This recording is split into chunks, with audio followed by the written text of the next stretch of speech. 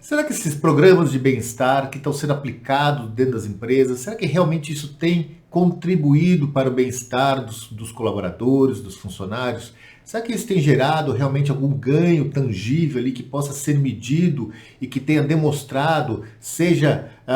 na melhor disposição dos colaboradores em trabalhar, em exercer suas atividades, tenha tido ganho na produtividade? Enfim, será que as pessoas também estão se sentindo mais felizes, estão se sentindo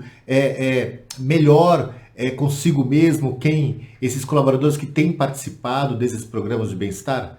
É disso que eu vou tratar hoje. É um tema bastante polêmico,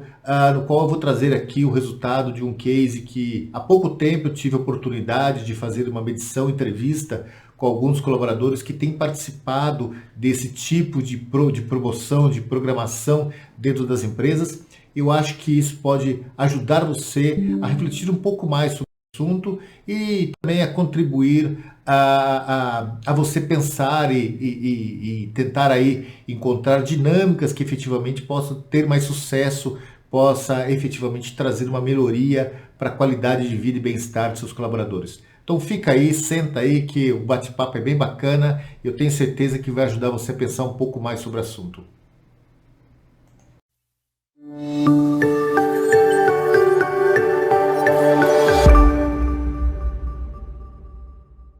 Olá pessoal! Bom, antes de começar esse vídeo para falar um pouquinho aí dessa cultura, esse modismo do bem-estar dentro das empresas, de programas de bem-estar dentro das empresas, eu quero antes de tudo agradecer todos aqueles que têm assistido os vídeos, que tenham participado do canal, que tenham se inscrito no canal, aqueles que estão chegando agora, sempre lembrando que a ideia aqui é sempre conversar um pouco sobre comportamento humano, um pouco sobre qualidade de vida, um pouco sobre neurociência, psicologia comportamental, psicologia social, enfim, é uma maneira de eu poder contribuir a vocês a refletir um pouco mais sobre como pensamos, como podemos ver a vida, enfim, ser um pouco mais estratégico no nosso caminhar, no nosso modo de lidar nessa relação que a gente tem com o mundo.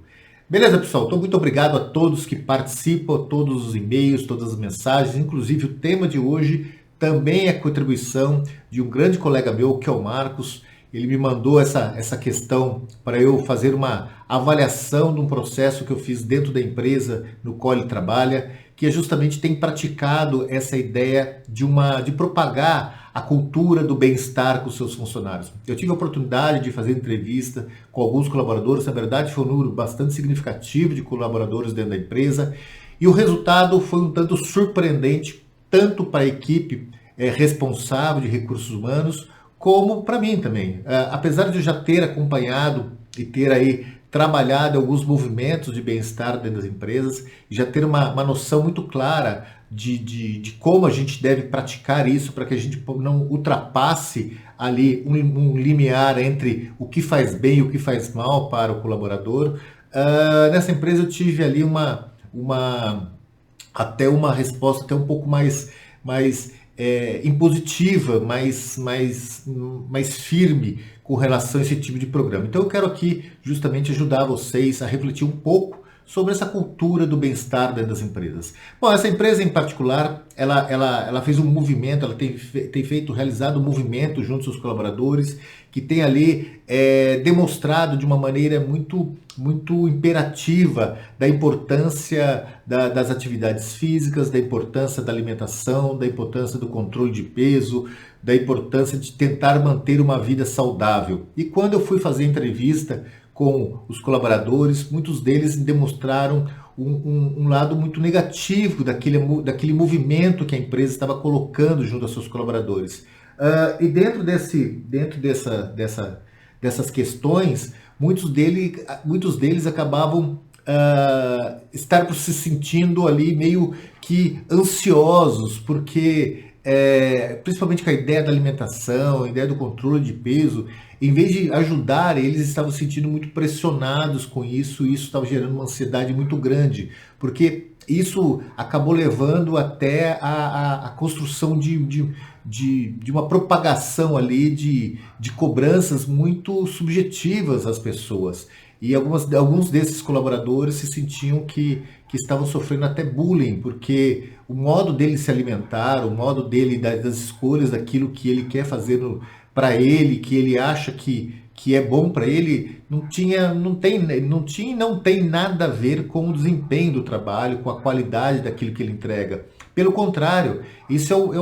é a escolha que ele faz. Entretanto, por eles não conseguirem ali chegar a um peso ideal, a controlar o seu peso, controlar a sua alimentação, estava levando eles a uma situação de muita ansiedade, de muita cobrança. E isso estava prejudicando muito esse movimento no qual é totalmente contrário ao que a empresa buscava. Então, uma das questões que eu achei muito significativas é a maneira como as pessoas colocam essas ideias, essa proposta de bem-estar junto com os seus colaboradores.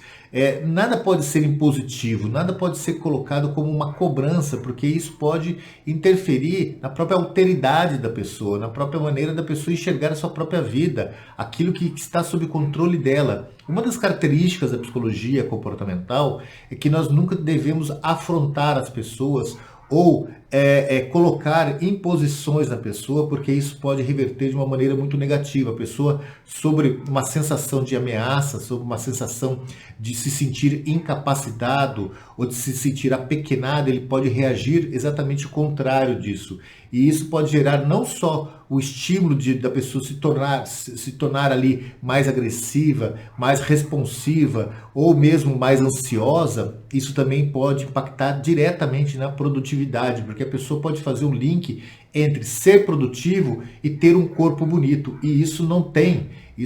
nenhuma referência que possa casar essas duas informações. Ou seja, ter um corpo teoricamente saudável, porque está dentro do peso, porque está dentro do modelo padrão que tentam nos impor, a pessoa mostra um bom aporte físico, ou seja, isso não tem nada a ver com a qualidade de trabalho, nem que a pessoa tem mais ou menos capacidade que a outra para resolver problemas, para ser gestor, para ser líder. E o problema desses modelos de bem-estar é que ele vem junto com isso, um modelo muito proposto pela autoajuda, que tenta relacionar que a beleza física, essa condição, esse modelo meio que padrão do estado físico, peso ideal, o corpo ideal, uma pessoa plenamente ativa, uma pessoa esportista, tentam relacionar isso com o poder, tentam relacionar isso com a capacidade intelectiva, com a capacidade cognitiva das pessoas. E isso é um absurdo, isso não tem nenhuma relação que possa chegar a esse tipo de resposta no qual tentam nos padronizar. E quando uma política de bem-estar dentro das empresas não é muito bem estruturada, há justamente esse tipo de conflito que eu presenciei, e ao ouvir os colaboradores, você percebe que ali eles realmente se sentem sendo cobrado de uma condição que não necessariamente é saudável. Por exemplo, essa empresa ela não só pagava ali a academia, a pessoa poderia ter acesso às academias, como também cobrava isso dos colaboradores, cobrava ali uma alimentação melhor e colocava isso como uma certa imposição. E essas mesmas pessoas, esses mesmos colaboradores, alguns deles adotavam até essa vida mais saudável, essa vida mais ativa, mais esportista, ao mesmo tempo estavam minimizando a sua relação familiar, ou seja, aquele momento de estar com a família, da vida pessoal, de poder descansar, porque eles se sentiam que se eles não cumprissem aquilo que a empresa estava impondo, isso podia impactar na promoção deles dentro da empresa, eles serem vistos como pessoas mais capazes, como pessoas mais, enfim, que de alguma maneira pudesse ser visto como melhores colaboradores, como pessoas que faziam a diferença. Ou seja, você percebe que quando a gente não trabalha isso de uma maneira muito clara, que não trabalha de uma maneira muito leve, uma maneira muito instrutiva, você acaba gerando um tipo de pressão sobre o colaborador que vai conflitar. Mas por que que isso virou meio que moda no mercado? E aqui eu volto a repetir, essa ideia da beleza, isso vem justamente desse mundo, é um modismo, é tentar igualar as pessoas não só pelo modo de pensar, mas pelas suas perspectivas estéticas. Ou seja, existe uma padronização, e a padronização, quando dentro de uma empresa ou em qualquer lugar, ela nunca é bom. Porque a pessoa fica se comparando com o outro como se fosse melhor ou pior, ou se a pessoa tivesse mais caráter ou menos caráter, se a pessoa fosse mais capaz ou menos capaz, mais inteligente ou menos inteligente, e a referência é o corpo, a referência é aquilo que ela gosta de comer, aquilo que ela gosta de ter ali, sentir prazer. E isso não pode ser levado para dentro das empresas como uma imposição, como uma razão. Dentro dessa empresa, e aí eu fui buscar dentro da literatura algumas questões que ao mesmo tempo tem levado a esses tipos de programas não serem efetivamente eficazes, como também tem causado uma movimentação, até aumentado o turnover da empresa, ou seja, as pessoas se desligarem da empresa por se sentirem pressionadas. E uma das questões desta atitude dos colaboradores é porque alguns colaboradores conseguem efetivamente se dedicar ao máximo para atividades físicas, por exemplo, ou a ter um controle alimentar, ou enfim, elas têm uma propensão, uma vontade para isso e se sente a vontade de seguir essa linhagem. E as pessoas que não têm, que não estão animadas, ou que têm outros problemas muito maiores, ou questões familiares, ou questões realmente mais importantes, como, por exemplo, até uma linha de estudo ou de pesquisa, pessoas que estão ali dedicadas a outro tipo de preocupações, essas pessoas acabam desistindo porque elas se acham que são incapazes de alcançar o nível que a empresa espera. E isso eu tive oportunidade de observar nessa empresa no qual eu fui fazer esse processo de avaliação, que as empresas que tinham ali um perfil estético tinha mais chances de ser promovidas e eram naturalmente promovidas do que as pessoas que não tinham. Então por aí você vê que mesmo que você não queira, e olha que a ideia da empresa não era de forma alguma agir dessa forma, mas intuitivamente acabava levando a considerar as pessoas que estavam preocupadas com a saúde e com o bem-estar, quer dizer, teoricamente se achava que estava mais preocupado com a saúde e bem-estar do que, e dando a essas pessoas mais oportunidade do que as pessoas que não tinham essa preocupação. Ou seja, para ele tá bom do jeito que tá e tá tudo bem, cada um pode fazer sua escolha, cada um se identifica com aquilo que se permite identificar, aquilo que faz para ela sentido para a vida. E o problema é que a gente não pode confundir isso, ou seja, acaba ficando aquela história da faca de dois gumes, né? Você quer que seu funcionário tenha uma melhor qualidade de vida, se sinta melhor, se sinta mais motivado, se sinta ali mais potente para agir e achando que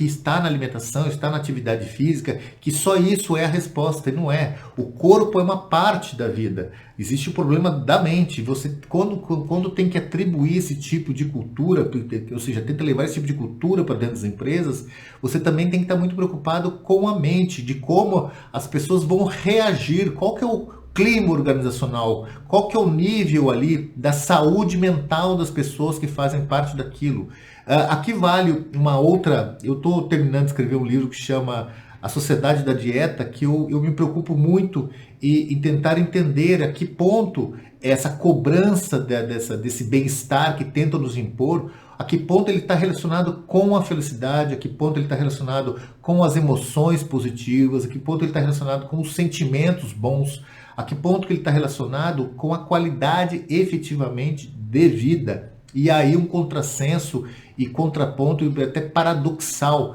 relacionar os excessos que tem de cobrança no meio como todo a uma boa vida, a ter uma vida feliz, uma vida alegradora. São dois extremos. Claro que uma pessoa que busca ser mais saudável, uma pessoa que busca ser mais ativa, ela tem, claro, maiores facilidades de se sentir bem, até porque é um processo químico, é um processo biológico, é um processo do ser humano quando ele está ativo. Isso ajuda ali alguns elementos químicos a fazer a gente se sentir bem. Mas isso tem que ser natural, tem que partir da pessoa reconhecer a necessidade para se fazer isso e não colocar isso como imposição. Então, dentro das pesquisas que eu fiz sobre esse tema, há uma grande parte de pesquisas que tem demonstrado que os excessos também é uma doença. Os excessos também pode ser um transtorno mental. Você acabar se dedicando muito a, por exemplo, a atividade física, isso pode ser um problema. Isso pode ser um problema emocional. Isso pode ser um problema psíquico. Pode estar relacionado a questões como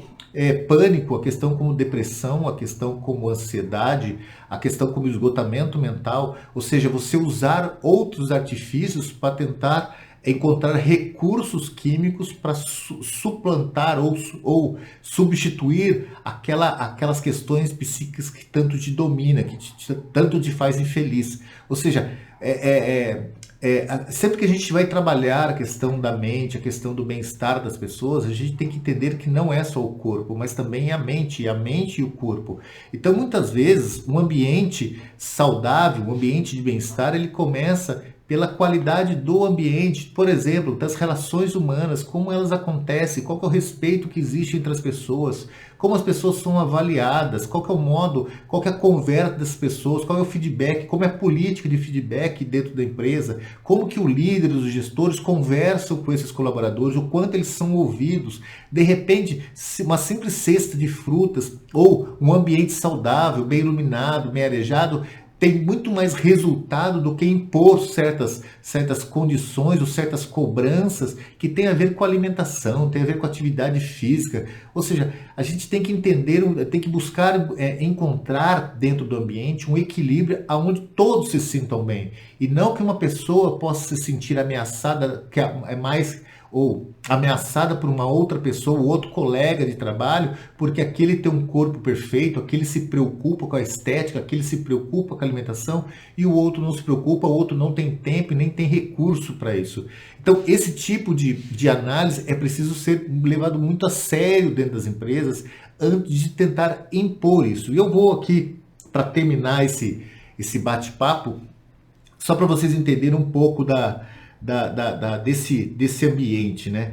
Uma das coisas que da psicologia comportamental também ela traz muito é que todas as vezes que o trabalho se mistura com a vida pessoal,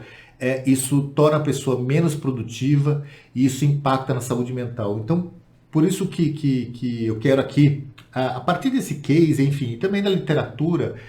que vocês, quando for tentar buscar essa cultura do bem-estar dentro dessas empresas, vocês devem começar ouvindo as pessoas. Porque é um processo que ele tem que começar gatinhando de pouco em pouco para as pessoas irem se identificando com aquilo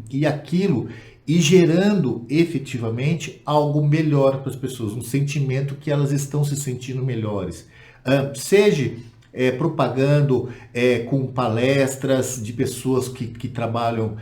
que são efetivamente competentes e trabalham na área comportamental e demonstra o quanto uma pessoa ativa, que pratica atividades físicas, seja ela qual for, o quanto essas pessoas tendem a conseguir construir pensamentos melhores,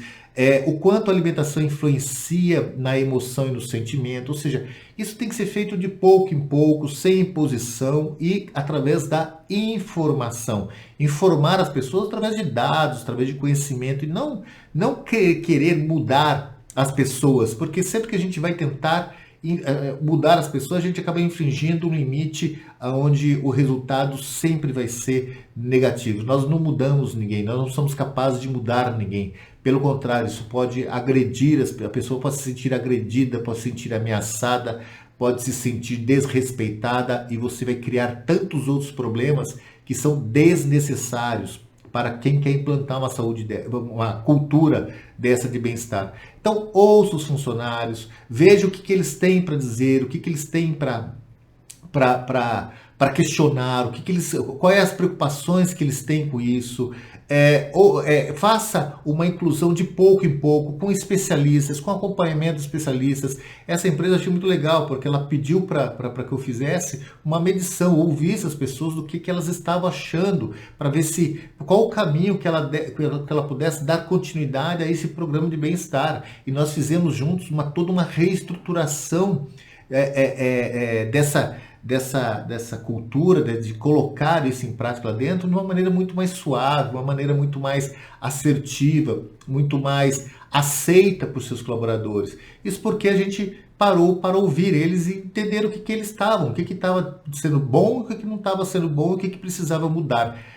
Por exemplo, a questão de fumantes, não fumantes, tudo isso não pode ser imposição, tudo isso são escolhas que cada um tem o direito de fazer. E não é isso que vai fazer a pessoa melhor ou pior, ter mais caráter, menos caráter, ser mais competente, menos competente, ser um bom líder, não ser bom líder, ser um bom chefe, não ser bom chefe. Tudo que está na TV é muito bonito, bacana, é lógico, ali a imagem é legal, mas na prática não é assim. As pessoas, elas têm que se sentir bem, e o ato dela se sentir bem é uma coisa que pertence a cada um de nós. Então, se a pessoa está bem do jeito que está, beleza, devemos respeitar isso. Mas se a pessoa está bem e fala assim, mas eu gostaria de participar de um programa que pudesse me ajudar tanto na saúde mental como na minha saúde física, melhor ainda, a gente está conseguindo trazer essa pessoa para que ela possa se preocupar um pouco mais com a vida dela, com a vida das pessoas com quem ela ama, com a vida das pessoas à sua volta e até com o seu próprio rendimento como ser humano e com a sua própria condição de existência. Ou seja, aqui fica a dica de querer fazer uma implantação dessa,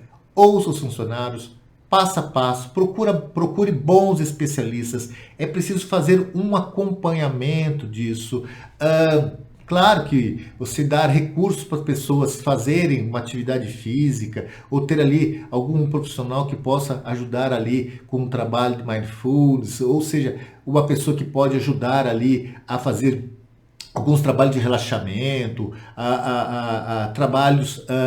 físicos ali, o físico, um profissional que possa ajudar as pessoas a trabalhar um pouco mais o seu corpo, mas tudo de uma maneira muito suave, uma maneira muito mais tranquila, uma maneira em paz, sem imposição, sem crítica, sem cobrança, simplesmente orientando o passo a passo dessas pessoas. E, claro, gestos simples como dar frutas no expediente, um lugar que seja arejado, seja limpo, organizado, bem estruturado, que a pessoa se sinta à vontade, um lugar onde haja uma qualidade, desde a iluminação até o barulho, até a maneira que as pessoas conversam, ou seja, tudo isso é importante para a saúde mental. E saúde mental sem saúde física sem saúde mental, as coisas não andam. Não adianta você ter um muito bom e o outro tá péssimo. Por isso eu volto a dizer aqui, não é os excessos, não é esse tipo de cobrança que vai fazer a pessoa ser um melhor profissional, ser mais dedicado, os resultados serem melhores, a pessoa ser mais produtiva, ser mais inovadora. Não é isso que vai fazer. As coisas têm que andar intrínsecas, ou seja, juntas, tem que estar conciso a saúde, a preocupação, claro, da saúde física, mas fundamentalmente com a saúde mental. Se você não fizer o trabalho e começar pela saúde mental, você não vai conseguir alcançar a saúde física, e o inverso disso também é verdade. Então espero que tenha entendido essa mensagem. Eu aqui agradeço o Marcos por ter me mandado para eu fazer esse vídeo justamente como feedback do trabalho que ele está fazendo dentro dessa empresa. Eu não tenho aqui autorização para falar dela, mas enfim, eu agradeço ao Marcos e agradeço a todos que estão assistindo o vídeo. Eu espero ter contribuído aqui para gerar uma reflexão maior sobre esse tema, tá bom? Muito obrigado, um beijo para vocês e até o próximo vídeo. Tchau, tchau.